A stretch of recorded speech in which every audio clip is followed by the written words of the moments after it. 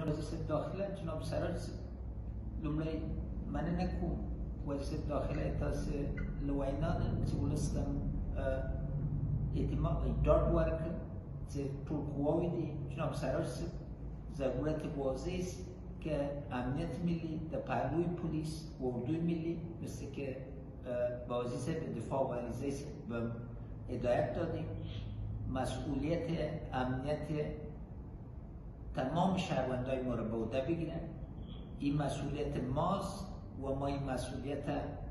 به وجه احسن انشاءالله تعالی ادا میکنیم. دوم، هر کسی که فکر آشوبگری یا چپاولگری یا قطاع طریقی را داشته باشه باید با قوت تمام امرشان رفتار کنیم. خواهش ما است که نمره تلفن برای شکایت ها یا برای اطلاع دهی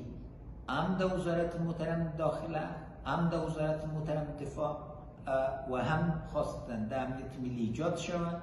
که شبکه‌های مردمی ما از وکلای گذر، شورای محلی، نواحی پلیس و امنیت ملی